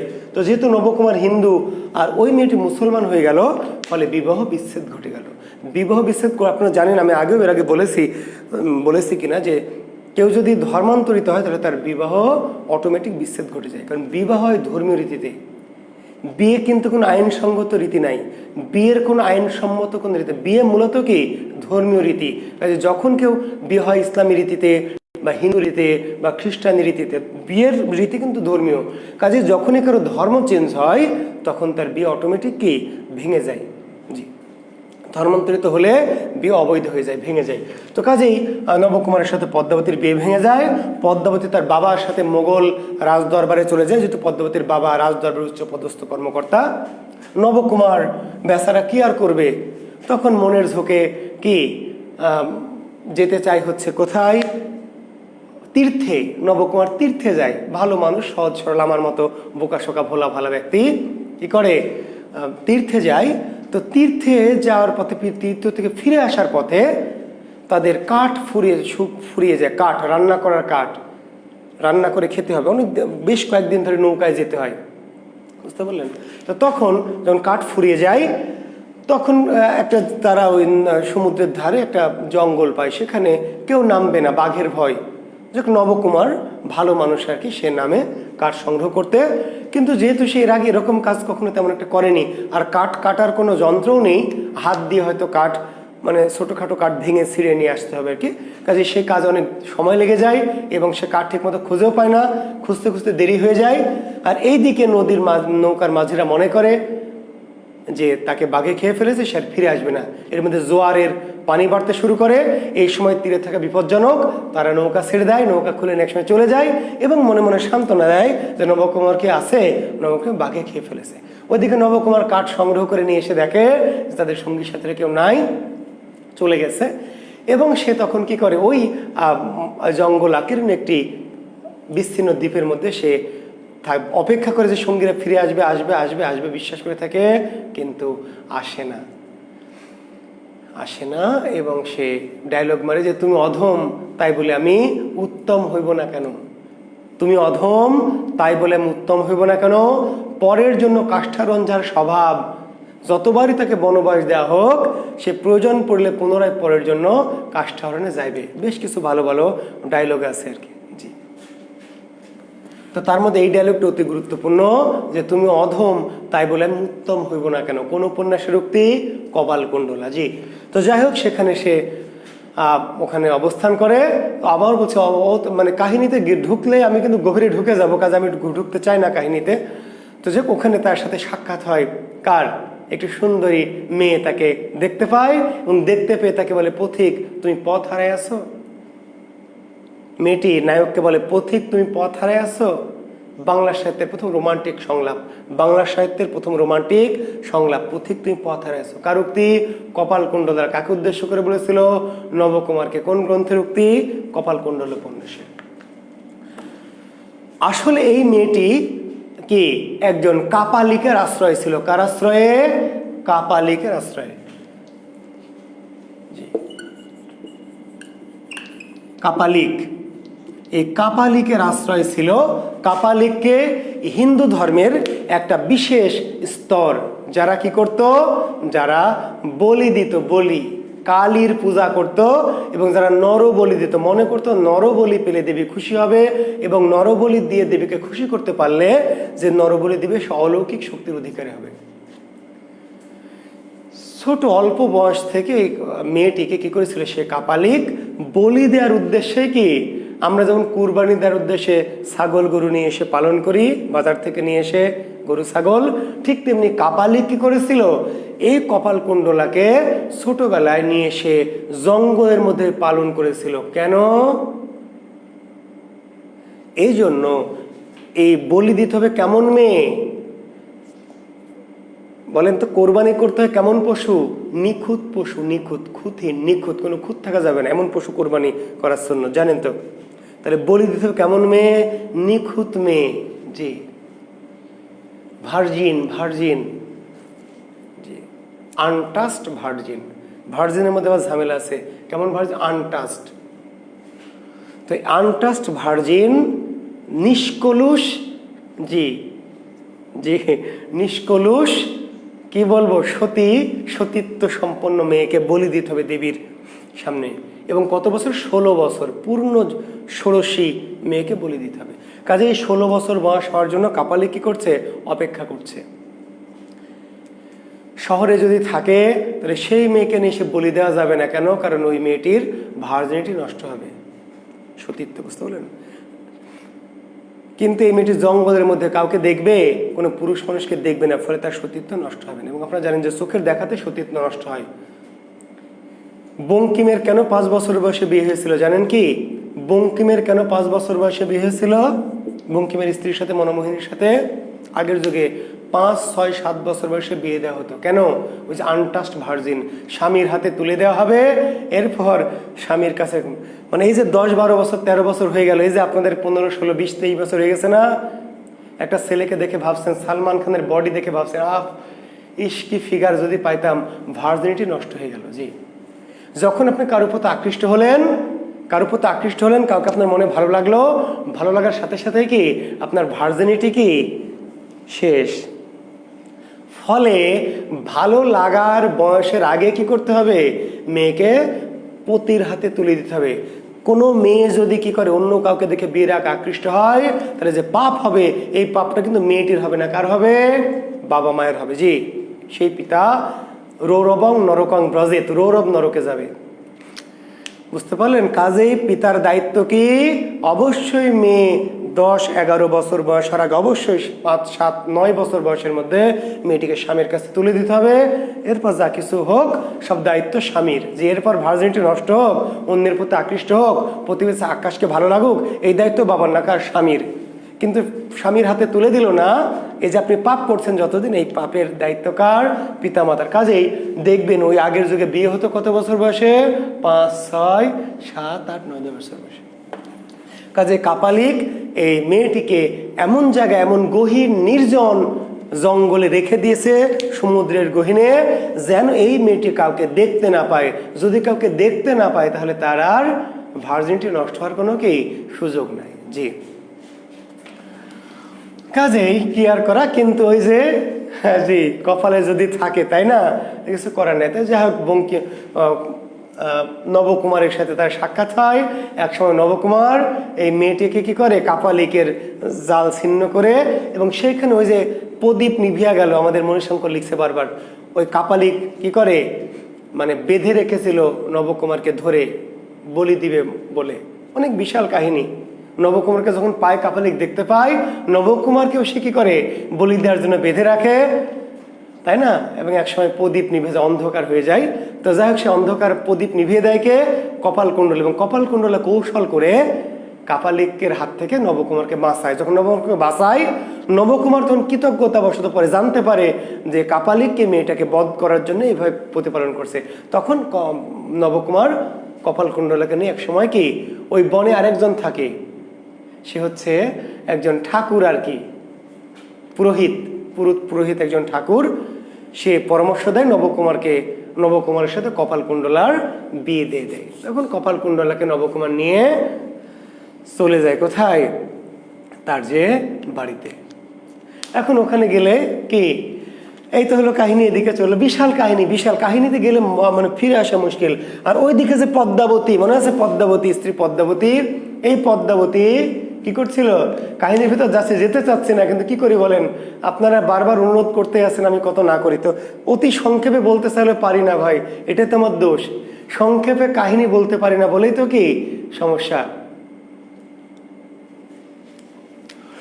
তো যাকে পদ্মাবতী খুররম শাহজাদা সেলিম, মনে আছে মোগল বাদশাহ যে খুররম বা সেলিম, এই সেলিমের নর্তকী ছিল, নর্তকী। কিন্তু যুবরাজরা বা রাজারা বা নর্তকীর মধ্য থেকে যাকে পছন্দ হতো তাদেরকে বিয়ে করে নিত। এই নবাব জাদারা বা এই বাদশাহ জাদারা কি শাহজাদা সাহেবদের অনেক নর্তকী থাকতো, পতিতা টাইপের আর কি। তো এই পতিতা বা নর্তকীদের মধ্য থেকে যারা সুন্দরী, যারা চৌকস, চতুর, চালাক, এরা কি করতো? যুবরাজদের মনোরঞ্জন করে ফেলতো, তাদেরকে কনভিন্স করে ফেলতো, এবং একসময় কি করতো? শাহজাদারা তাদেরকে বিয়ে করতো। এবং এই পদ্মাবতী নাম ধারণ করে কি লুৎফুন্নিসা।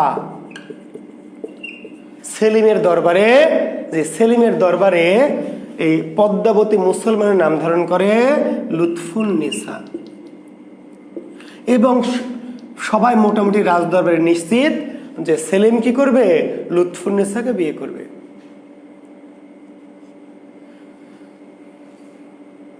জি, কিন্তু মেহেরুন্নিসা, জি, মেহেরুন্নিসা নামে আরেক সুন্দরীকে দেখে, আরেকজনের বউ আর কি মেহেরুন্নিসা, জি, তাকে দেখে কি সেই সেলিম মুগ্ধ হয়। তখন লুৎফুন্নিসাকে বাদ দিয়ে মেহেরুন্নিসাকে বিয়ে করে। মেহেরুন্নিসাকে বিয়ে করে, জি। লুৎফুন্নিসা তখন লুৎফুন্নিসাকেও রাখতে চায়, বলে যে ঠিক আছে, এটা আমার স্ত্রী হিসেবে থাকুক, ঘোড়ার জল তুমি আমার দিঘির জল। লুৎফুন্নিসাকে বলে যে তুমি যা চাও তাই তো পাবা, তুমি যা চাও তাই পাবা, আমি তোমার কাছে মাঝে মাঝে আসবো, তোমার সমস্যা কি? মেহেরুন্নিসাকে বিয়ে করছি তাতে কি? কিন্তু লুৎফুন্নিসা কিছুটা মনক্ষুণ্ণ হয়, কিছুটা অভিমান বশত সে তখন তার কাছে থাকতে চায় না। সে মনে করে যে না, আমি তোমার পতিতা হয়ে থাকবো না। তখন সে মনে করে আমার তো স্বামী আছেই, আমার তো স্বামী আছেই। তখন সে আবার কি করে, সে আবার তার নবকুমারের আশায় ফিরে যায় সপ্তগ্রাম। কোথায়? সপ্তগ্রাম। নবকুমারের বাড়ি কোথায়? সপ্তগ্রাম, জি। সেখানে যায়, কিন্তু গিয়ে তো বুঝতে পারছেন, গিয়ে দেখে যে স্বামী ততদিনে কি এই যে আরেকজনকে, কপালকুণ্ডলাকে কি বিয়ে করে ফেলেছে। এইবার পদ্মাবতী পড়ে যায়, লুৎফুন্নিসা বা পদ্মাবতী বা মতি একই ব্যক্তির নাম। পদ্মাবতী যে সেই লুৎফুন্নিসা, সে তখন মতি বিবি ছদ্মনাম নেয়। কি নাম ছদ্মনাম নেয়? মতি বিবি। এই নাম নিয়ে সে ছদ্মবেশে থাকতে শুরু করে। এবং সে তখন একদিকে শাহজাদা তার কাছ থেকে সে অভিমান করে রাগ করে চলে এসছে, তো কেমন করে কোন মুখে আবার তার কাছে ফিরে যাবে? আবার স্বামীর কাছে তার কোনো জায়গা নেই, স্বামীও আরেকজনকে নিয়ে কি করেছে, সংসার শুরু করেছে। এইবার বেচারা মানে মাঝখানে পড়ে যায়। কিন্তু স্বামীর প্রতি তার আকাঙ্ক্ষা বাড়তে থাকে এবং একসময় তার সাথে ওই যে কাপালিক তার মুখের গ্রাস করে নিয়েছে। তার যে এতদিনের সাধনা, এতদিনের যে ধ্যান, এতদিনের সাধনা, এতদিন ধরে মেয়েটাকে পালন করছে, বলি দিবে দিয়ে অসীম ক্ষমতা, অলৌকিক ক্ষমতার অধিকারী হবে দেবী কালীর পায়ে বলি দিয়ে। এই মেয়েটাকে নিশ্চিত রাগ, যদিও এই কপালকুণ্ডলাকে ফিরিয়ে নিয়ে গিয়ে তার কোনো লাভ হবে না, কারণ এই মেয়েটির ভার্জিনিটি নষ্ট হয়ে গেছে। কপালকুণ্ডলাকে ফিরিয়ে নিয়ে গিয়ে কাপালিকের কোনো লাভ নেই, কারণ এই মেয়েটি আর আনটাস্ট ভার্জিন নাই। কিন্তু তবু সে ফিরে নিয়ে যাবে, কিন্তু রাগ ক্ষোভ মেয়েটিকে বলি সে দিবেই, তার লাভ হোক এবং বলি দিবেই, এটা তার একটা প্রতিশোধ পরায়ণতা এবং একটা কি জিদ, রাগ। কাপালিক খুঁজতে খুঁজতে সে সপ্তগ্রামে চলে আসে। এই যে পদ্মাবতী তথা লুৎফুন্নিসা তথা মতি বিবির সাথে কাপালিকের সাক্ষাৎ হয়। কাপালিক আর মতি বিবি দুজন ষড়যন্ত্র করে, কারণ মতি বিবি বুঝতে পারে কাপালিকের দরকার কপালকুণ্ডলাকে, যে কাপালিককে যদি সাহায্য করা যায়, কপালকুণ্ডলাকে যদি কাপালিক নিয়ে চলে যায়, তাহলে তার রাস্তা ক্লিয়ার। বুঝেছেন কাহিনী? মতি বিবি আর কাপালিকের ষড়যন্ত্র এক জায়গায় মিলে যায়। মতি বিবি সহায়তা করলে কাপালিকের জন্য কাজটা সহজ হবে। আর মতি বিবি তথা লুৎফুন্নিসা বা পদ্মাবতী চিন্তা করলো যে কাপালিক যদি কপালকুণ্ডলাকে নিয়ে আবার জঙ্গলে চলে যায়, তাহলে স্বামীর ওই পোস্টটা আবার ফাঁকা হবে, ওই পোস্টে আবার জয়েন করা যাবে। কাজে ষড়যন্ত্র করে, এখানে ষড়যন্ত্রের অনেক গভীর বিশাল কাহিনী, আমি সেখানে প্রবেশ করব না। তো যাই হোক, এক সময় মতি বিবি কি করে, কপালকুণ্ডলার সাথে সাক্ষাৎ করে কপালকুণ্ডলাকে তার ষড়যন্ত্রের ফাঁদে ফেলতে সক্ষম হয় এবং নবকুমারের সাথে এক ধরনের দূরত্ব, নবকুমারের কপালকুণ্ডলার প্রতি এক ধরনের মানে কি বলবো, অবিশ্বাস তৈরি করে, সন্দেহ তৈরি করে। কপালকুণ্ডলার প্রতি নবকুমারের এক ধরনের কি অবিশ্বাস বা সন্দেহ তৈরি করে দেয়। কাহিনীতে ঢুকলে আর ফিরতে পারবো না, যে 11টা পার হয়ে যাচ্ছে। এক সময় সেই ষড়যন্ত্রের ফাঁদে ধরা পড়ে নবকুমার এবং কপালকুণ্ডলা গভীর রাতে, বুঝতে পারলেন, মতি বিবির কথা মতো কাপালিকের সাথে দেখা করতে যায় এবং মতি বিবি তখন নবকুমারকে বলে যে তোমার স্ত্রীর চরিত্র খারাপ, সে তো জঙ্গলে এইসবই করতো, সে কিন্তু ভালো চরিত্রের মেয়ে না, সে রাতে রাতে গভীর জঙ্গলে যায় কেন, কারণ তার স্বভাবটা এমন। এবং নবকুমার সেটা বিশ্বাস করে এবং সেও পিছনে যায় এবং কপালকুণ্ডলাকে ধরে ফেলে কি করে, কাপালিক তাকে বলে যে ঠিক আছে, এই তো মেয়েটি এমন, এই জন্যই তুমি তাকে বধ করতে চাই, খারাপ মেয়েকে আমি বধ করি, ভালো মেয়ে হলে বধ করতাম না। তো যাক, এখানে ক্লাইম্যাক্সের একটা পর্যায়ে নবকুমার কপালকুণ্ডলাকে কি করতে যায়? গোসল করে আনতে যায়। বলি দেওয়ার আগে কি করতে? গোসল করাইতে হবে।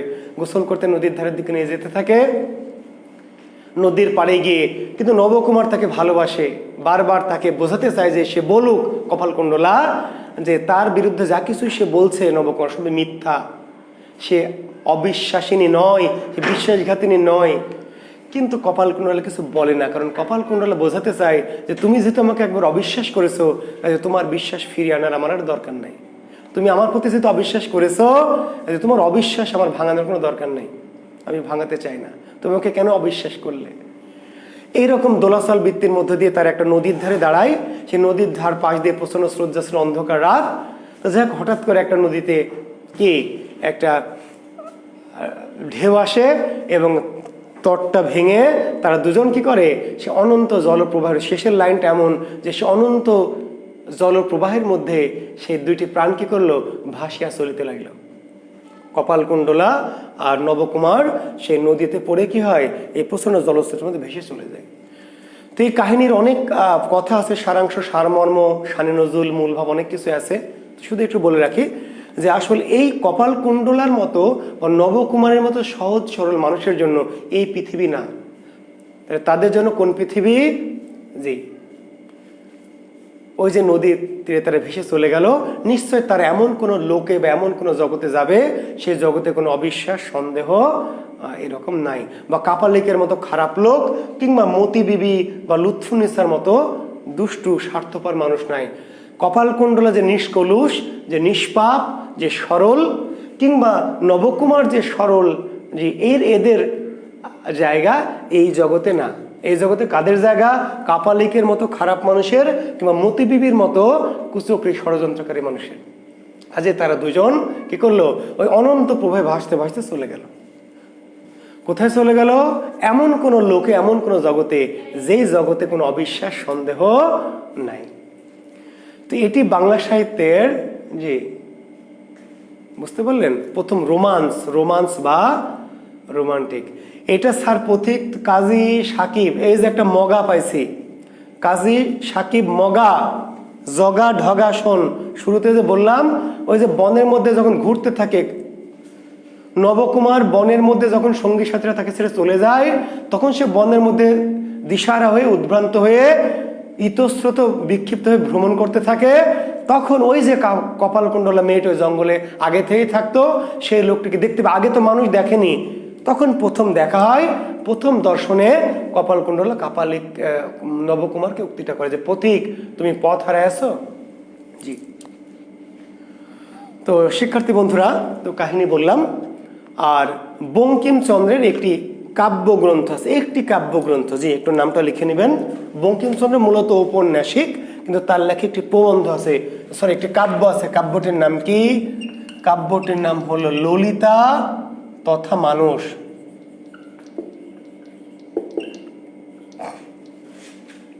বঙ্কিমচন্দ্র মূলত ঔপন্যাসিক, বঙ্কিমচন্দ্র মূলত ঔপন্যাসিক, তবে কি তার একটি কাব্যগ্রন্থ আছে ললিতা তথা মানুষ।